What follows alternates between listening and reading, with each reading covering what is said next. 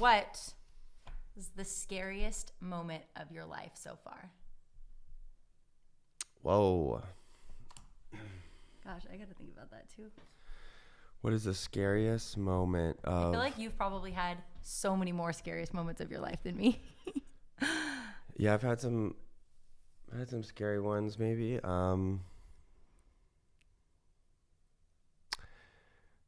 Do you know yours yet? There's one that comes to mind, yeah. It's a story I've never told. Is it from childhood or like Nope, since I've known you?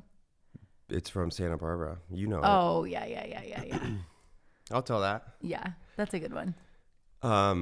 So I went to... That truly is like terrifying. Yeah, it's really crazy. Wow, my heart's actually beating right now because I've never told this story before. Like, are they going to come after you if they hear you on this podcast? Who's going to come after me? No. Yeah. So I've never told this story before. So in Santa Barbara, you think of it as like a super safe town or whatever, but if something's happened to me twice there where I learned really quickly, it's not necessarily the safest town. There's a lot of gang stuff that goes on there.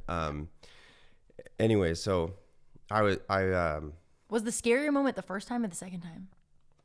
The first time. Absolutely. Okay. Tell them both. Okay. If you can.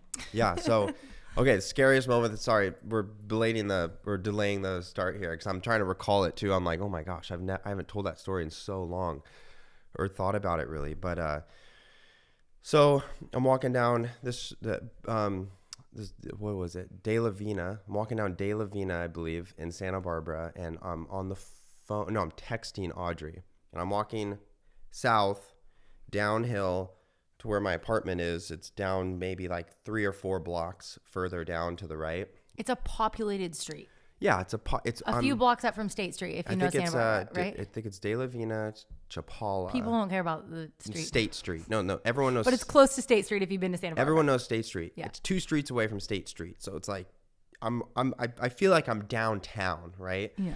Not like in the bad downtown, like I'm on the strip here. Anyway, so I'm walking down and it's dark and I'm texting. I remember I'm texting Audrey on my phone. We were dating. Yeah, we were dating. And when you're texting, and this experience changed the way I do a lot of things at night. Awareness. Out in the city and just like, situational awareness. But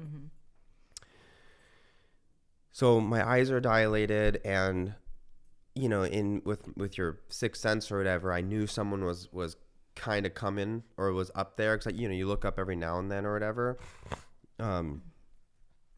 So I knew someone was kind of coming, and right when I knew he was right here, I look up towards you. You're walking towards me. Yeah, okay. he's walking. He's walking towards me.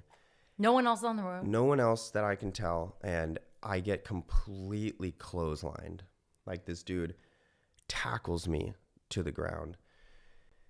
And I remember I dropped my phone. And I fall to the ground, and all I see is this huge Bowie knife come out of his chest pocket, like inside of his jacket. And he just goes to drive this knife right in my heart. Like he just goes to kill me and straight up murder me. You were on the ground on your back? I'm on the ground on my back. Wait, okay. So the time when you were on the phone with me, that was the less scary time then. Yeah. Remember the one, and I could hear you like talking back. That was the other Yeah, time. because I had this experience. Sorry, keep going. Okay, so you were texting me and this happened. I do really remember that. No. And all I remember seeing this big knife in the street light like shine. And you have this like really immediate, chemical rush or whatever the body goes. Did he say anything to you? No. He just grabbed you, threw you on the ground. Yeah, which to this day I'm like, why didn't he just like stab me in the first place? Like, why did he take me to the ground? It's just really weird. To wrestle. Like, it makes no sense. Yeah. Did you immediately fight back? Wow, I can't believe I'm telling this story. I've never told this story. Yeah. Only to like maybe 3 people. But yeah. So I immediately we tuffle. He doesn't get the knife to me because I grab his arm or whatever, and I start yelling like, "Dude, what the hell?" we start wrestling on the ground basically. Gosh. Oh And my gosh. all I can really remember is, all I can really remember is I somehow got him off me enough to get my knees up to my chest, or my right leg.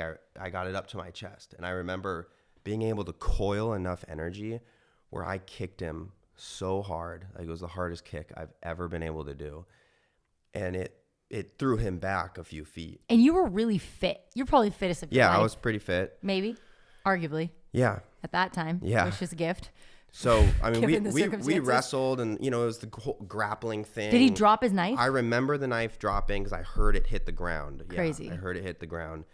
And I didn't know if I was cut or not or whatever. And I never so much adrenaline. never saw his face. I don't even remember. It was like you go into autopilot kind of. So we wrestled a little bit, and I remember getting my knee up and being able to kick him. And anyways, he flew back. Was he a small guy your size? Yeah, he was a smaller gentleman, and so then I crab crawled backwards and was able to just spring up. I sprung up, and you started and spraying? I started yelling. I was like, yelling at him, and I ran that way, and he ran after me, and I quickly proved to be a little faster. So I ran in the middle of the street, and I remember stopping at the intersection. Can't remember that cross street, but there's 4 street lights up there, and this is just like 100 feet up.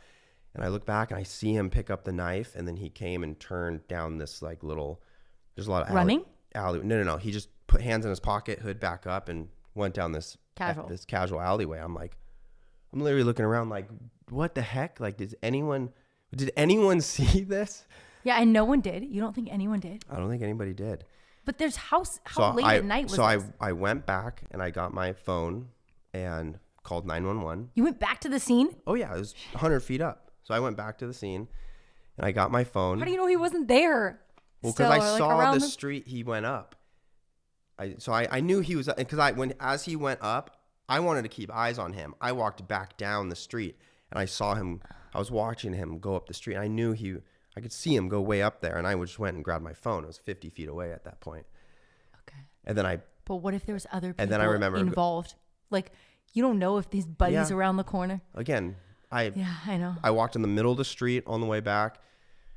And I remember getting back and busting through the door, my roommate James, and being like, James! Like, was he asleep? No, he wasn't asleep. He was up doing something, editing images. But this was late at night, right? It wasn't that late. I mean, maybe 11. Okay. Yeah, but late. After dinner. Yeah. People are sleeping. Maybe. Yeah. I honestly couldn't tell you how late it was. You were texting me, so it can't have been past midnight. Yeah, I couldn't tell you how late it was. But, yeah. So, and then I'm like, I'm freaking out. And I remember telling the story to James, and just like, oh, wait, but let me back up. So I called the police. Yeah, I was going to say. The police showed up. Where were you when you called the police? And you were still in the scene when you called the police? Yeah, still in the scene. I went back up to the cross streets where the 4 street lights were. And I remember talking to the police officer, and I told him what happened. And he goes, yeah. I'm like, what do you mean? Yeah. Like, this happens? And he goes, you're one street away from State Street. This is gang territory. He's like, you were an initiation kill tonight. And I remember looking at him like, what? He goes, in order to get initiated into, he named whatever gang it was. He's like, he probably had to How kill. common did he say this probably had to was? kill someone with a knife. How common did he say this was, though? Did you ask him? Like, he didn't say that was common, but he said gang violence is really common in this area, and it's something nobody talks about. I remember him saying that.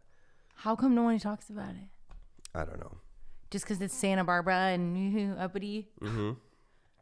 Yeah, and you don't want Santa Barbara to get a reputation. I mean, I'm shocked that no one heard or saw. And if there is that much gang violence, how do people not hear or see it? Like, and with social media these days, it's like, you can't really hide that. I mean, I guess that was before social media, though. True, too. Yeah. I mean, it was before instant social media. Like, Instagram stories were not a thing yet. Totally. None of that. None of that. Snapchat. It was like Instagram was still images with. So yeah, it weird, took a while to. Totally. So, anyways, went back to the apartment and debriefed with my roommate James, and I just remember I couldn't go to bed that night. My adrenaline was pumping, and you realize, like, I literally almost died. I remember. So that was the scariest, to answer the question. That was and I wasn't prepared to really tell that story. I could probably tell it better, but that's the gist of it. Crazy. Yeah. So that was crazy. I mean, that trumps any of my scariest moments. I was going to say, do you think you can trump that? I that? should have gone first. What the heck? Do you think you can trump that story, babe? Definitely not. Or probably not. Couldn't trump your second, third, fourth, or fifth scariest moment of your life either. No.